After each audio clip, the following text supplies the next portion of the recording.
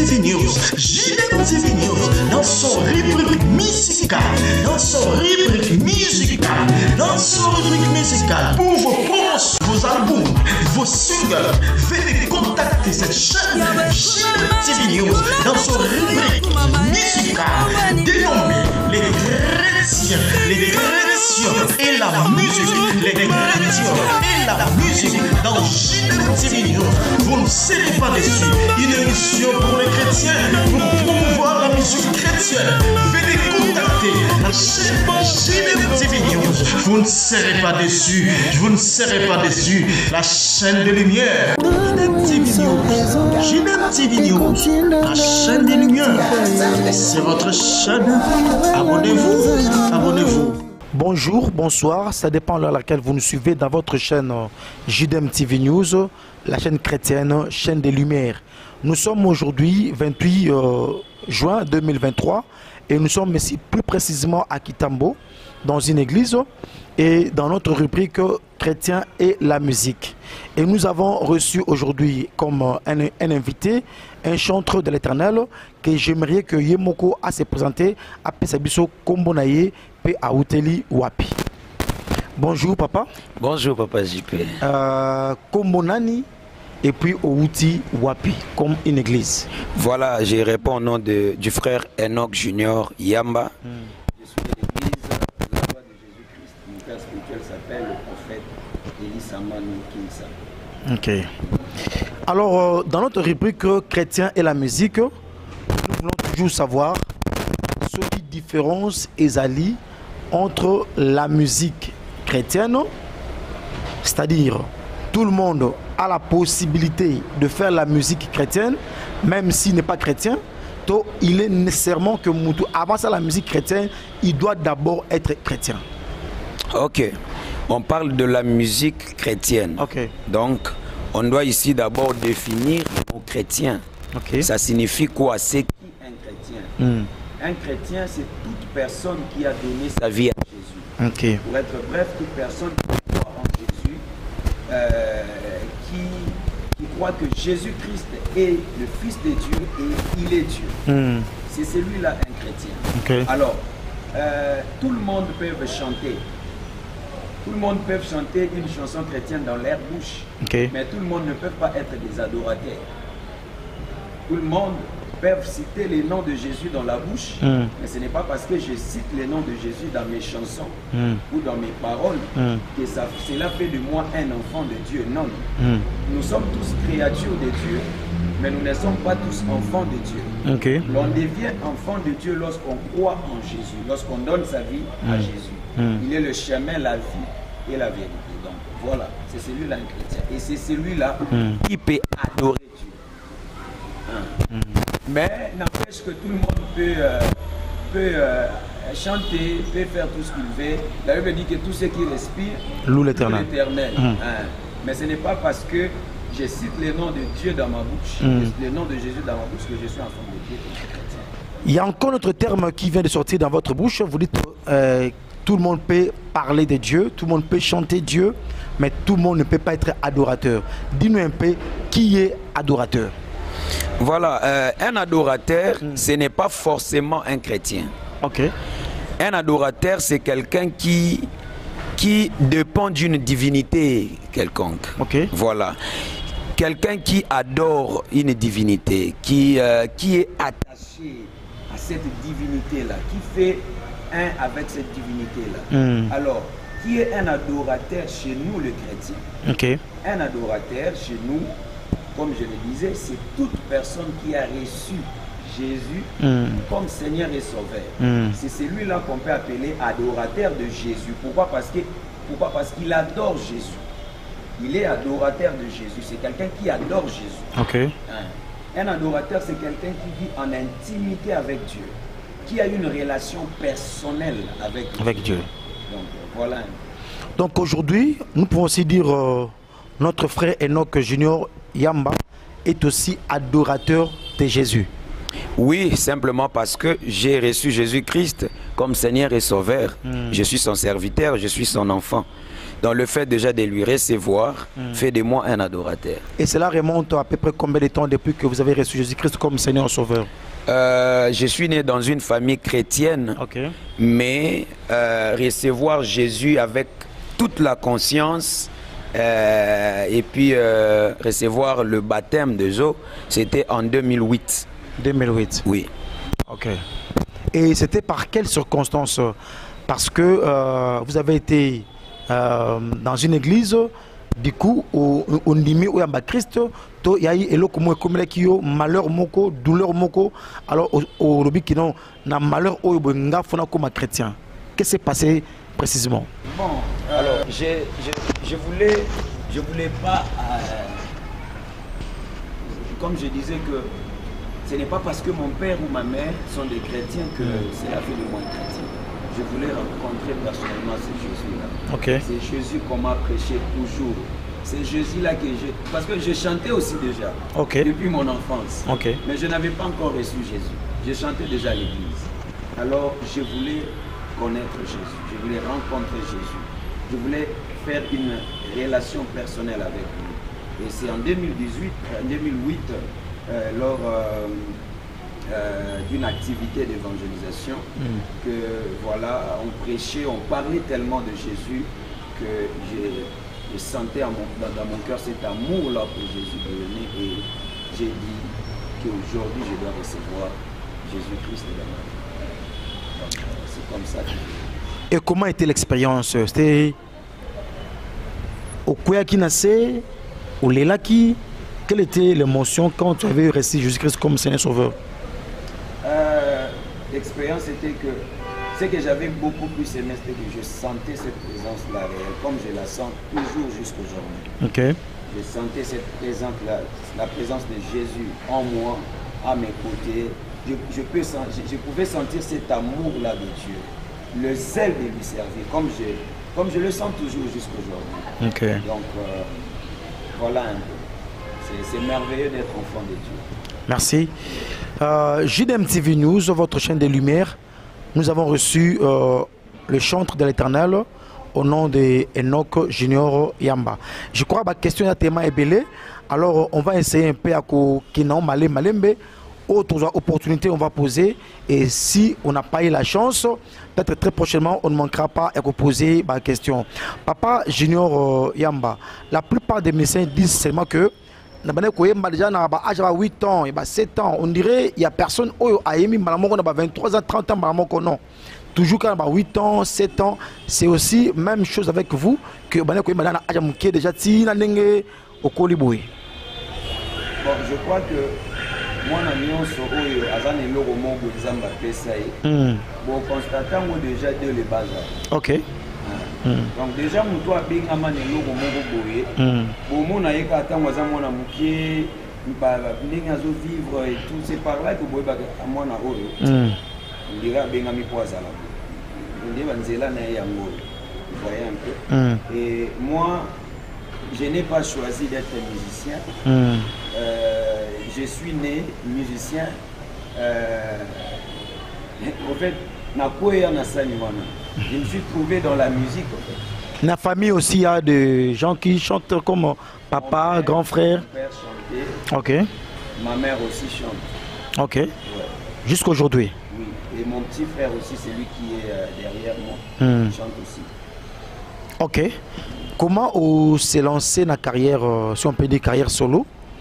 Vous avez commencé à chanter à l'église d'abord, avec tout le monde, comme chorale, équipe d'adoration. Nassima Oponi au Sala album, qu'est-ce qui s'est passé au juste?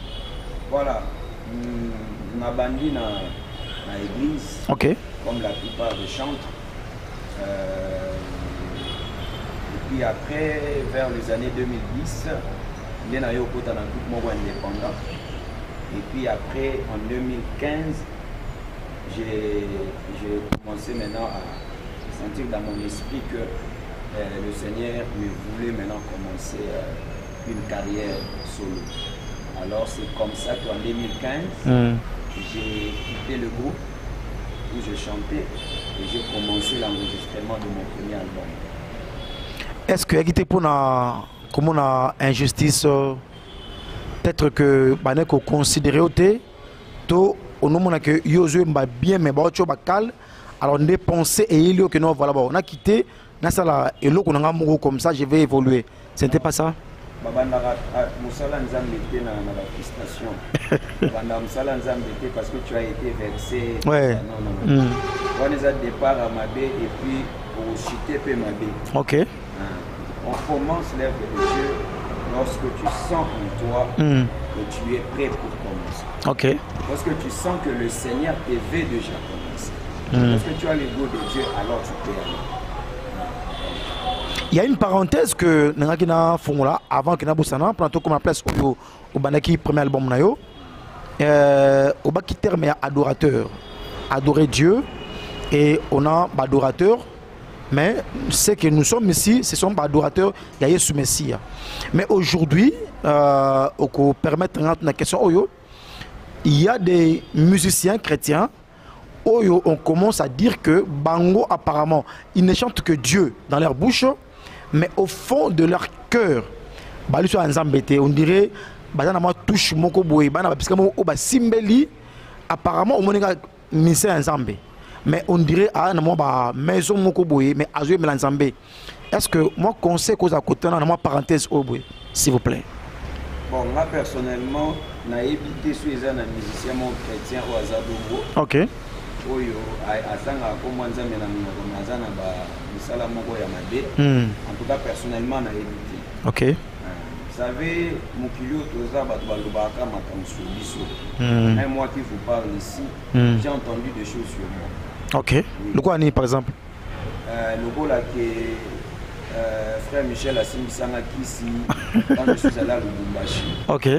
J'ai entendu quelques personnes dire ça. Il y a même quelques églises aussi qui refusaient de m'inviter parce que je suis de la lignée de Michel et que Michel à côté de et tout. Vous voyez, on dit toujours des choses sur nous et ça c'est normal parce que si notre maître a été appelé marabout, a été à combien plus fort que nous ses serviteurs, c'est normal que cela arrive, mais s'il y a des gens qui les font, okay. Je ne dis pas que les apps, ils sont dans l'église, ils sont même Bible lobby en haut. Donc voilà, là où il y a le faux, il y a toujours. C'est le vrai, ok. Alors, ceux qui ont faux bazar, alors ils doivent abandonner ça.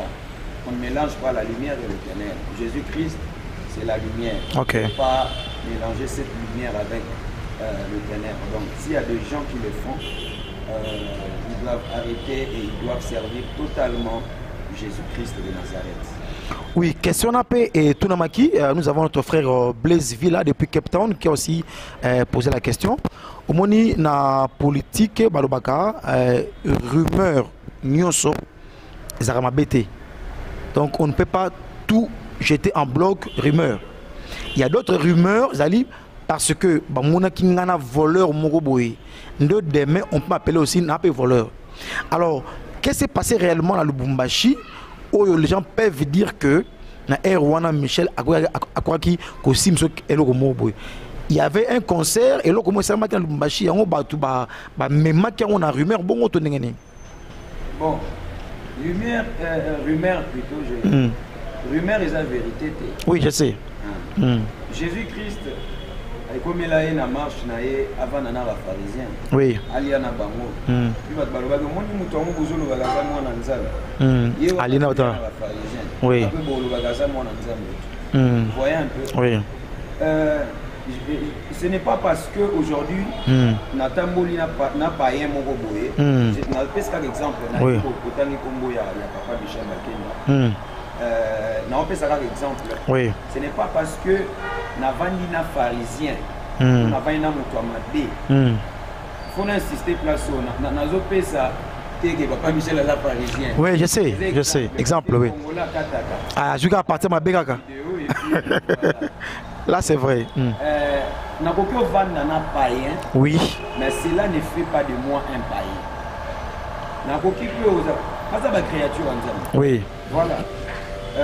Mais pourquoi rumeur est en boula qui n'a Lubumbashi?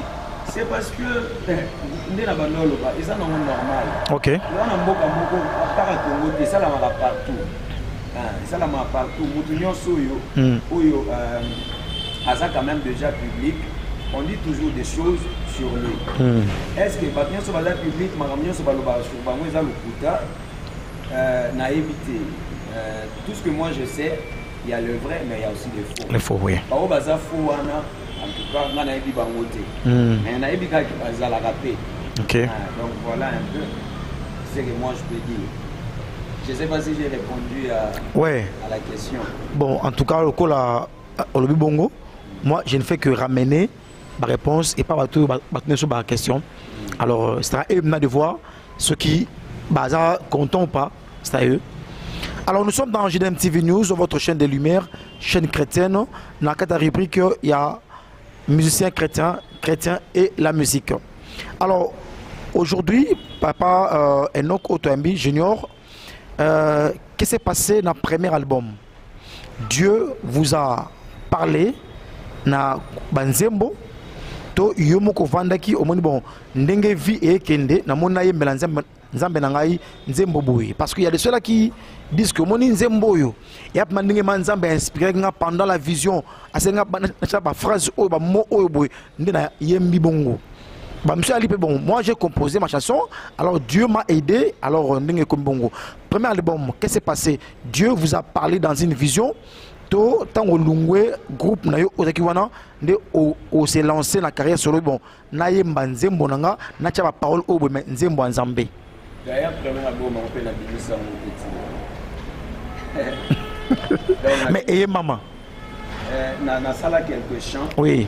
Et puis après nzamba yo sala ngangoli en 2018 et 2017 oui. En novembre na yeko soit inspiration ya ma formule la oui. On a une papa Michel Bakenda. Mais bon,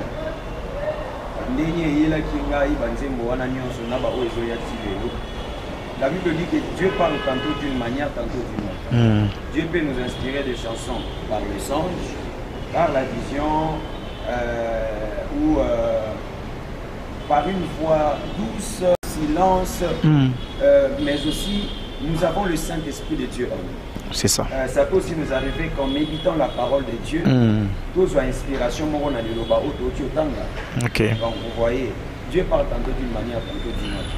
Mais moi, je sais seulement que la plupart de Monanga, soit dans la prière, soit dans le service, pendant que j'adore à l'église, et comme elle a dans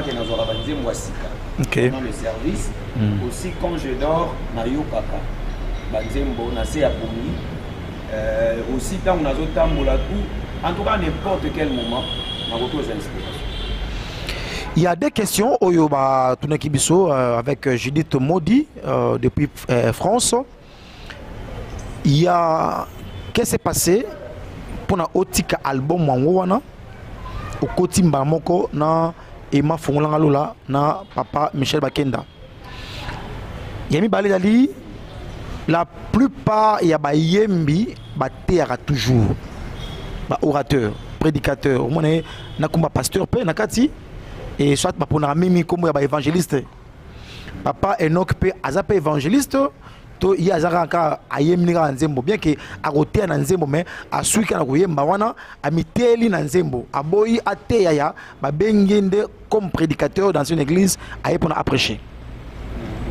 David Azagi psalmiste. Ok. Azagi roi. Ok. Voilà. Il a écrit des cantiques au-dessus de notre Kanga.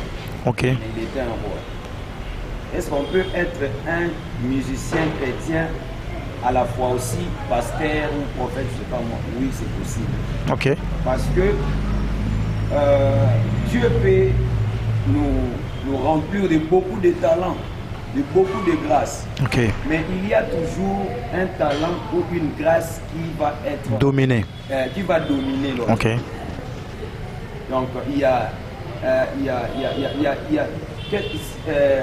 ce qui sera vraiment principal et l'autre va juste accompagner. Okay. Alors est-ce que tous les musiciens peuvent être de pasteurs, non. Mais il y a ceux qui sont aussi appelés être pasteur, à être pasteurs, okay. à faire autre chose. Voilà. Il y a aussi des musiciens qui chantent mais qui sont des businessmen comme moi. Ok. Voilà. Donc c'est possible, mais seulement tout doit se passer par l'ordre divin. Si c'est Dieu qui t'a appelé à être à la fois musicien, à la fois pasteur, gloire à Dieu. Maintenant qu'on basculer, il y a au tiki album nayo et directement au Yemina pas Michel Bakenda. Au moment qui banze moi na non bien té par rapport à Emma Fonglanga lo la nim tagi moi bien. Qu'est-ce qui s'est passé? Les voix de Dieu sont insondables. Oui. Et quelque part aussi on dit l'homme propose, Dieu dispose. J'avais écrit des chansons. On a fait un projet album. Mais Dieu ne me voyait pas d'abord dans le album. C'est un micro. Il faut un album. Ok. Donc pour Nanzambe, il fallait qu'on a lancé single. Et puis peut-être album plus tard. Parce que jusque-là, on a un album. Ok. Donc voilà un peu. Nous sommes des serviteurs de Dieu. Nous dépendons de son programme. Ok. Quelques titres, il y a album Wana Oirataki Wana. Quelques titres si on peut en savoir. Le titre. J'avais un titre mon corps. Comme on a Mosissa. C'est ça. Yesu Mosissa et Finanga. Nazaki pe na titre musulu ko la komisama. Nazaki pe na titre musulu ko la en trois titres la yé. Moi a capella ya Mosissa. C'est possible. Il y a un moment où il appelle un bébé. Ok. Et puis ma période on a comment on fait un frère Mosissa. Pour ni Ozaki Mukie Makasi le quoi Mosissa to. Non, en fait, Nazaka Mukie. Oui, bon. Tam Satan wana. Nazaka Matumboli, les lobbies sont pas bien un frère et Emma Maranatha, oui. Donc voilà un peu. Moi capella. Napona yo poyo zanatina kozala na yo eleki kozala na mbongo kozala na yo eleki kozala na wolo kolo Yesu Mosissa nanga Yesu. Voilà. Vraiment, JDM TV News, votre chaîne chrétienne, chaîne de lumière. J'avais dit qu'il y a tellement de questions, mais on ne sait pas si on va nous surtout les lots. Papa Enoch Junior, qu'est-ce qui s'est passé pour que beaucoup d'années, papa Michel Bakenda, Moutoumoko nde amema kyo et panaye, to yende ayoka kyo ozoyemba. À mon que non, bon, voilà, on a aimé bien si on faisait featuring Moko, ça peut marcher. Qu'est-ce qui s'est passé? Voilà, dans la période où na salaki Emma. Ok. Nous avons déjà circulé, déjà dans l'église, mais dans la période où on a la possibilité d'enregistrer. Ok. Juste pour la parenthèse, moi, je suis un orphelinat. Oh. Voilà, je suis un orphelinat. Et puis,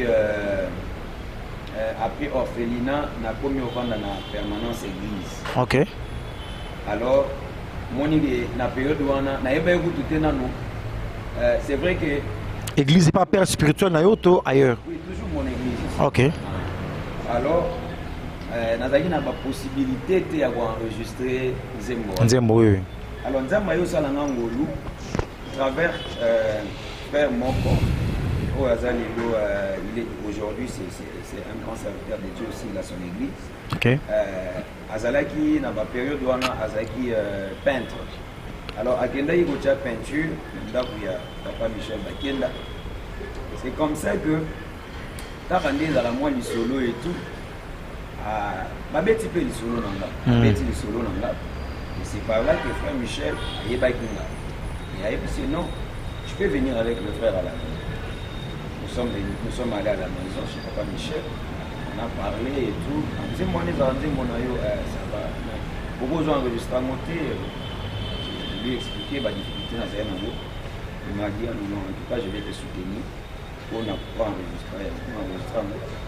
Donc voilà, frère Michel a aidé Ngai pour l'enregistrement nango pour banda studio clip nango promotion nango et puis voyage nanga liboso na kenda Afrique du Sud, c'est frère Michel qui m'a pris en charge pour banda visa tibier aller retour nangai séjour nangai tout ça.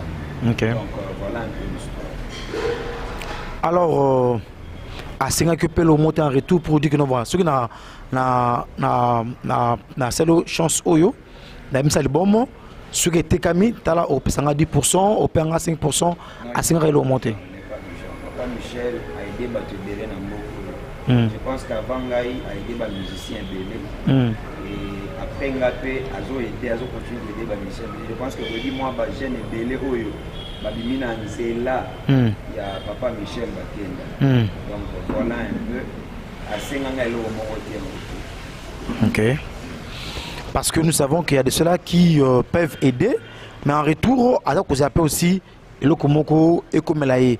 Bon, quel était votre sentiment tant au moment que Papa Michel a lingi penza a banda ko zo en charge ko banda studio ba clip, comment était votre réaction à l'époque? En tout cas, j'ai eu l'opportunité moi de mener ma carrière OK. La vie nanga. Alors ça là il y a c'est na mona penza qui début il y a la réalisation, il y a bandoto na mona lota banyo ko sa malema et nazaki na c'est mon makasi. Aujourd'hui, ce qui peut au commune top makasi, quelqu'un aussi qui a fait la musique, to a essayé banze mon aïe, mais il manque le soutien. On peut aussi qu'on se courir y a des ça tout ça là déjà. OK. C'est là que tout soit belé, tout sur baninga. Mais moi d'am. Déjà on le fait, les na bateau déjà na pesa banzembo. Il y a un bateau na komela pe banzembo, il y a un bateau na arranger déjà banzembo na bango. Il y a un bateau pe na yemba na bango na studio na singa bango lote. Donc tout ça là déjà. Et puis on continue au sala boulamu. Je vous rappelle, nous sommes dans votre chaîne JDM TV News, chaîne chrétienne, chaîne des Lumières, dans votre rubrique chrétien et la musique. Papa Enoch Junior Otoyambi Lelo, et nous avons des questions. Parlons, papa, sur votre fameux album Maranatha Nayebi Ogoya. Album déjà est disponible, tout est recommandé disponible. Maranatha déjà annoncé album.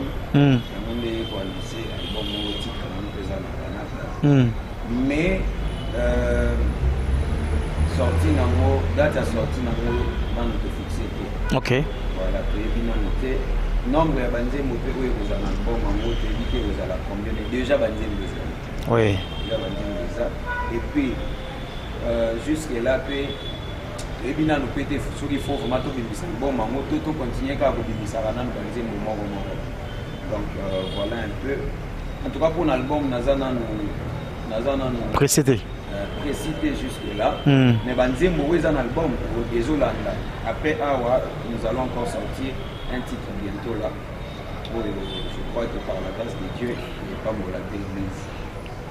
Mais déjà les bandes les temps où ils banent dans Maranatha, tout le monde qui on a TikTok, les gens essaient un peu à ko mekango. Moi en plaire mon koboé. Mais Kende apparemment on dirait et Banik aussi là. On n'est pas encore na Katia pour savourer album en Bimba. C'est-à-dire c'est pas encore disponible. On se demande stratégie et si toka ningobi kena olingana mte obimisa ngona nu ya ngopende e baniko limwa muke même na TikTok qu'est-ce qui se passe réellement et c'est quoi les stratégies pour que obimisa album olingara mandenge nini olingara tout le monde déjà bazana ngo apo bimisi to ça méthode nini. Bon par rapport il y a une promotion il y a Maranatha. Je pense que vous êtes journaliste. Oui. Dans le monde il y a promotion, il y a le monde il y a télévision, il y a internet et tout. Oui. Vous savez comment ça se passe. OK.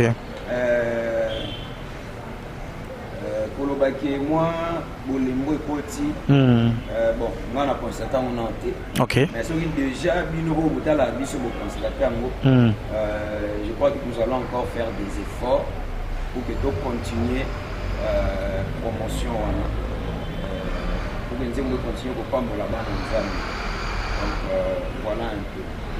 La question à mi stratégie Nimbosalaka pour que l'album soit disponible. Qu'est-ce que vous faites? Nous étendons partout.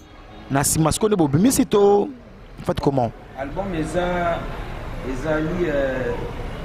investissement à membre belé, énergie belé, en tout cas beaucoup de choses. Album et s'enregistre dans membre belé. Il faut ma union soit ikoka, membre à bien sur le plan spirituel, sur le plan artistique.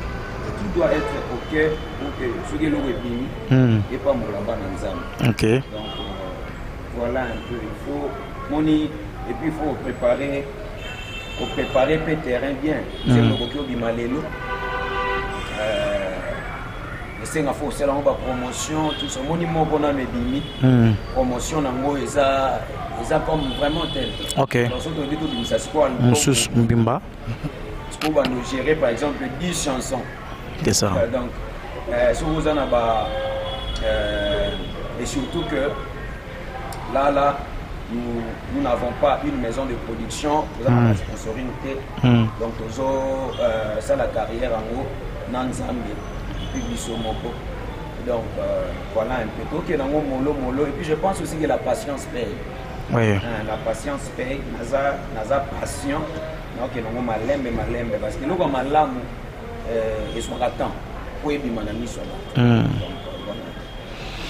JDM TV News, nous sommes en plein Kitambo magasin et nous sommes pensa moi pembeni à place où nous sommes koleka. C'est pour nous aussi une chance aussi et nous sommes précisément dans l'église où Papa Enoch Junior à Sambelaka.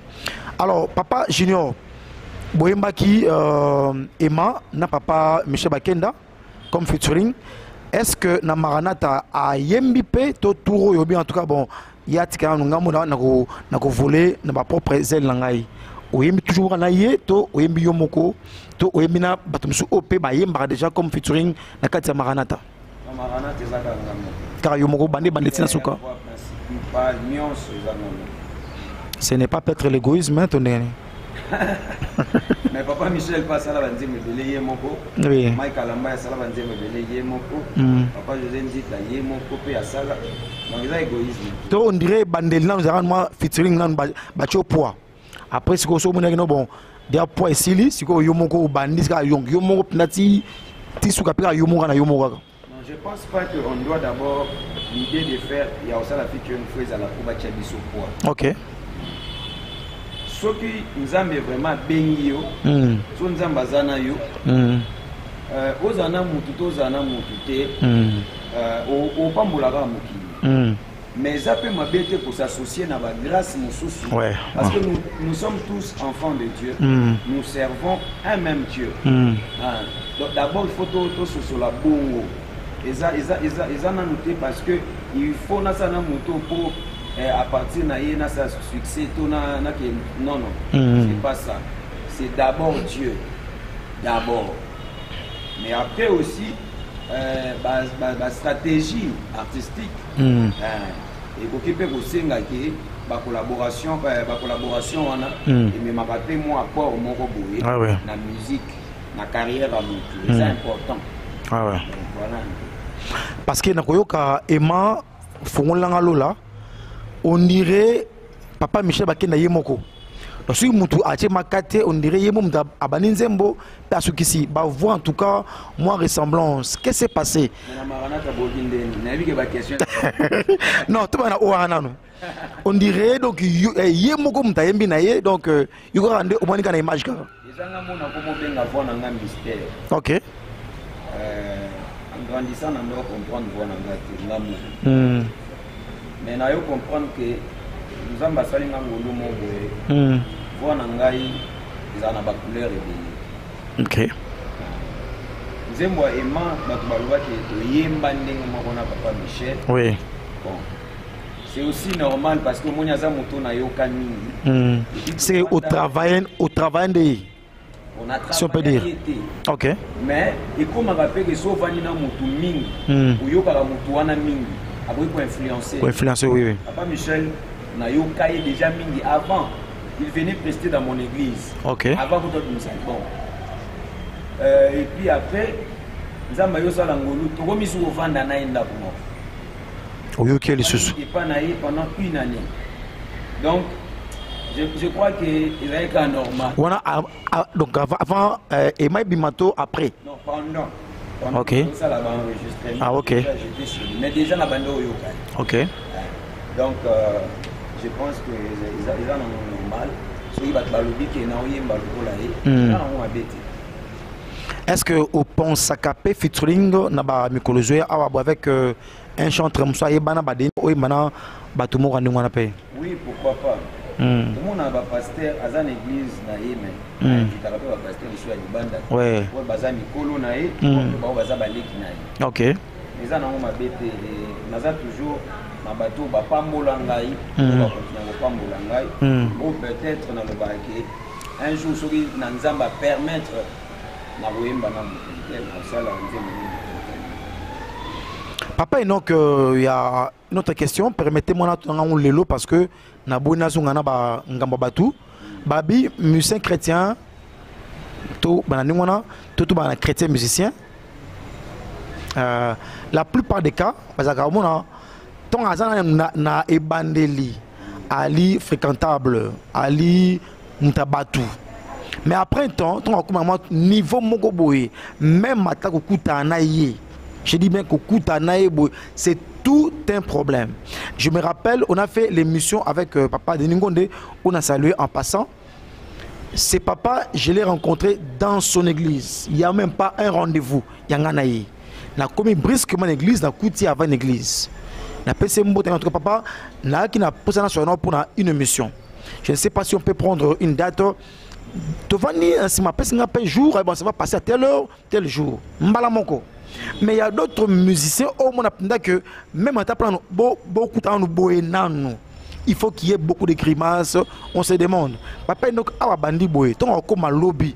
Est-ce que Bakoya Mbeka toujours, Bakomon aye, comme en tout cas, il faut une audience belé belé. Et rangoyo. Non, non, pour mettre Batouté qui est toujours accessible. Ok. Pourquoi? Parce que c'est normal. Ils ont pas basala mon ending ya orgueil. Ok. Mais ils ont pas ils ont normal. Ce qui mutu a commis à chaque niveau. Mon exemple. Ngana nuka boy. Ici qu'on a ça non. On a ici qu'on a ça. Il fallait émission où ils ont dit rendez-vous dans mon depuis. Depuis quand? Oui, oui, oui. Mais Eloni Sali qui est soit temps en côté au salon c'est parce qu'il n'a pas une occupation. Occupation, oui.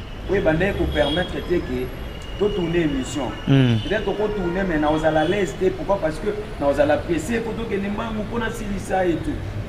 Donc, et comment marquer, plus mon oiseau mata, plus l'occupation peut et mata. Et mata, oui. Alors, il faut pas se soulager mon andenge wana. Mais ils appellent d'abord basala mon andenge ya orgueil. Donc voilà un peu pour promettre que Nakozalaga toujours fréquentable. Fréquentable, c'est trop dur. C'est trop dur. Tu peux accueillir tout le monde. Je peux accueillir tout le monde, tout ça, mais il faut pas se soulager. Vous avez une occupation, vous avez une mamoussou ya osala, en dehors il y a président de la République. Au bazar est-ce que Bangonio Sondé va continuer à fréquenter non. Est-ce que c'est parce que le président a l'inaraté Bakutana? Bon, je ne sais pas, mais je ne pense pas. Je crois seulement que l'occupation a commis peut-être milliers au Yazali ou soit place Mouboulé. Et environnement peut-être, ils ont permettre Bangote Bakutana. Oui. Ils ont un mot n'andinga mabeti. Mais bah ça la mot n'andinga orgueil, il faut baboulisser. JDM TV News, votre chaîne de lumière avec Didier Modi depuis France, Patricia Mbia depuis Canada. Papa Enoch, projet ESA Nini maintenant. Au comté, au salle concert, au comté, au salle sortie, je ne sais pas moi, quels sont les projets, puisque Maranatha, au début que non, Ivaninan, on ne sait pas. Ekobima te, bah titre P, au boy peut révéler combien de titres. C'est quoi le projet maintenant? Projet tout ça dans mon moment où nous continuer pour enregistrer l'album de Maranatha. Et deuxièmement, tout ça pour préparer célébration Maranatha. Ok. Pour préparer célébration Maranatha. Et jusque là que nous avons fixé date dans notre. Mais par la grâce de Dieu, il y a ça la Makata année où. Mais pour des raisons un peu personnelles, type Nangai, nous avons fixé date. On dirait au fixé avant mingi matin, on dirait aux arabes moi temps belé avant au fixé. Na lingation na PC programme ils ala des programmes où veneti et raté na lingation na fixé batolo. Je m'assure que en tout cas aussi m'a pensé. Voilà. OK. Donc voilà un peu. Na lingabilo il y a essai. C'est un peu ça. Si aussi il y a célébration Maranatha, c'est que certainement album Ekobima. Voilà. S'il y a célébration Maranatha, c'est que certainement nous à la présentation de l'album. On a découvrir le titre, on peut avoir un découvrir titre. On a découvrir le titre. On a nombre d'ango. Il m'a déjà mis sur la plateforme sur streaming. Et puis déjà nous suspectons les la TV. Puis voilà, j'ai un concert pour présenter à titre par rapport à temps aux Anango. Ata moi a capella mongo na Maranatha wana a capella mongo ya l'un de Vonzembo. Maranatha donc Maranatha to banzimo. Maranatha ya mongo oui. Ah OK. Maranatha na yebi yokoya na yowe. Shamananga na yebi yokoya kakaye. Okoya kolongolanga basoni. Yokoya kopangusa maya miso. Maranatha na yebi yokoya na yowe. Maranatha ye. Maranatha ye. Maranatha ye. Maranatha. Yesu akozonga. Alléluia. Akozonga ye. Bolingwa moteme. Papa na bana. Na yembio na posa ye. Bolingwa bo mwana. Il manquait que une guitare ici pour que toi accompagner Papa Nabiso. Donc vous sentez que c'est déjà Maranatha. Et vous qui nous suivez de partout, on a vu que je vous garantis que na sûreté que nous avons. Papa, est-ce qu'il y a un mot de la fin pour nous parce que le temps aussi nous est pressé. Un mot de la fin, je ne sais pas. Ce qui est mot de la fin, vous allez fixer moi et le moroboye moi programme moroboye na habité ce qui mot de la fin mbote kaka ou ce qui on a habité ce qui dépend de yo. Voilà bon invité sur l'émission les kaka. Et oui, je crois dans 2-3 jours ça passera. Voilà, je peux annoncer programme mon azana il y a nuit d'adoration. OK. Nous avons une nuit d'adoration le 7 juillet. Ah ouais. Nous allons à l'église Nabiso, toujours la loi de Jésus-Christ. Parce qu'on est toujours déménagé déjà, toujours le voir, toujours comme un arrêt érosion. Dans l'église est Awa. Oui, okay. Awa. Comme un arrêt érosion juste à côté de la salle Madjabo. Oui, je vois. La salle Madjabo. Je vois. Donc l'église est Mawana. Le 7 juillet, nuit d'adoration et de 21h. Nous avons comme invité le frère Jonathan Yanfou, Fiston Badibanga, Dieu merci à Toutouna Moïse Ilouva. Donc voilà, l'entrée est gratuite. Venez adorer le Seigneur avec nous, prier avec nous. Le Seigneur nous fera énormément du bien. Donc voilà un peu et comme mot de la fin aussi, je tiens à vous remercier. OK. Merci beaucoup en tout cas, JDM TV. Merci beaucoup pour l'opportunité au Bopesibiso. En tout cas, toujours na répétation na émission sur les caractères. Talent, talent, tellement belé na mboko. Pour bazana talent mogo en tout cas extraordinaire pour les gars au biso tous mais en tout cas merci beaucoup pour l'opportunité au bopesi biso to les canaux plateau na bino nzambe akoba pambola bino nzambe akoba kofungola bino ba porte émission oyo continue kozala bénédiction canal ya bénédiction pour l'église corps du Christ mais aussi je voudrais, je ne peux pas finir cette émission sans saluer ma femme, ma tante épouse. Ok. Les bandés, on dirait, autant qui était, hein, on dirait, on peut quitter, vous avez marié ou pas, on est bandeli. Mais la souka, ce qu'on est, on va monter. Voilà. On a marié déjà. Tout saluer, payé. Merci, madame Martha Mboto. Ok. Je l'aime beaucoup. Donc, voilà un peu.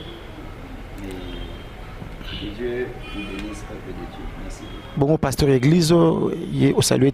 Oh, voilà. Voilà. Pour Silika, après ce cadre qui est au boye, au Tigre à Némona. D'ailleurs, nous avons une activité. Ok. Une activité au stade Vélodrome, c'est 30 juin. C'est vendredi même. Si je suis invité, je vais chanter. Il y aura Frère Michel Bakenda et d'autres musiciens aussi. Donc, en tout cas, je salue mon père spirituel. Je salue toute ma famille et la communauté des églises de la loi de Jésus-Christ. Donc, je vous aime beaucoup. Vous êtes... JDM TV News, nous sommes à la fin de notre émission. Je crois il y a eu pas mal de questions qui ont posées. Et M. Evan Ninouana, Bou Silikate, si Papa Enoch encore nous permet de revenir encore dans le plateau Oyo pour nos questions, donc manquer ça sac qui est ma question pour que tu poses. Alors tu remercie Bande Konyoso et qui aussi Bali Konapso Namsika. Maman prise depuis Cape Town à l'église Une heure avec Jésus.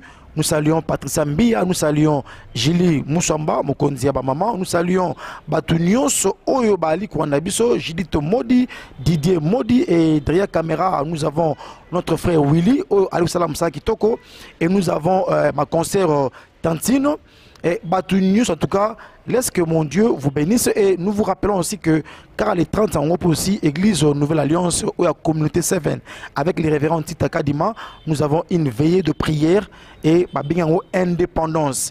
Donc, tu fêter indépendance, il y a Mboka, mais aussi indépendance dans cette église pour que les chrétiens, les païens, vivre l'indépendance. D'un côté matériel, côté finance, côté ébélé. Donc ne manquez pas, c'est au niveau de Njili et plus précisément dans le quartier 2, avenue Kenge, numéro 29. Ne manquez pas et Dieu ne manquera pas aussi à vous bénir. Si Christ ne revient pas, on ne manquera pas aussi à faire encore une émission avec Païnok. Et Païnok, en tout cas, merci beaucoup parce que Ouyambing Bissou Awasulelo et Belé va passer par rendez-vous des fois après pété. Mais vous au moins vous respectez et en tout cas aussi la ponctualité. Nous avons en tout cas à Pambolabino. En tout cas, tout ça l'effort. Tous on a mingi ici d'activité. Surtout il y a Yomoko Boye et on peut venir couvrir l'activité wana. Nous avons à Pambolabino et on se verra. Est-ce que moi nze moko ya suka awa boye, moi nze mbota to clôture nango. Bolingo nanga Bolingo nanga Papa bana nanga Papa wanjiji shimwanje Papa ngakwimbi mumisangwe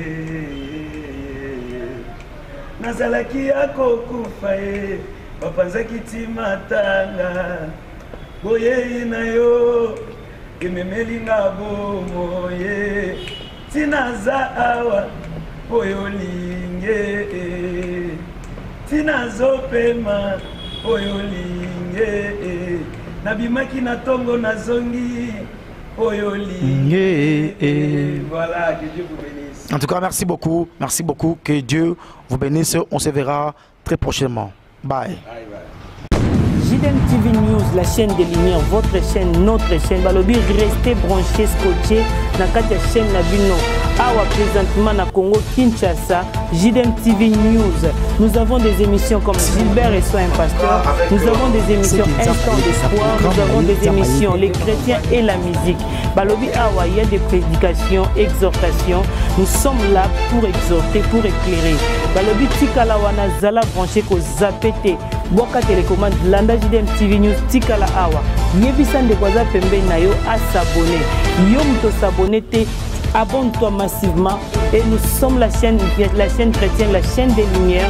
Restez là, abonnez-vous massivement et vous ne serez pas dit. Francine Chala sur JDM TV News officiel. Fidèles téléspectateurs de JDM TV News, abonnez-vous massivement sur votre chaîne et vous ne serez jamais déçus. Car la Bible dit, le ténèbre ne régneront pas toujours sur la lumière. Et JDM TV, c'est un canal pour apporter de la lumière et pour l'édification du corps du Christ. Donc abonnez-vous massivement, appelle ton voisin, ta voisine et abonne-toi car ici il y a de meilleures choses à venir. Et bien sûr nous recevons pour vous des pasteurs, des serviteurs de Dieu et nous recevons aussi de chantres. Et dans JDM TV News, vous avez de la lumière sur toute l'actualité chrétienne. Restez scotchés, restez branchés sur votre chaîne, mais surtout, ne manquez pas d'inviter vos amis et à s'abonner sur JDM TV News, la chaîne de la lumière. JDM TV News, la chaîne des lumières. C'est votre chaîne. Abonnez-vous.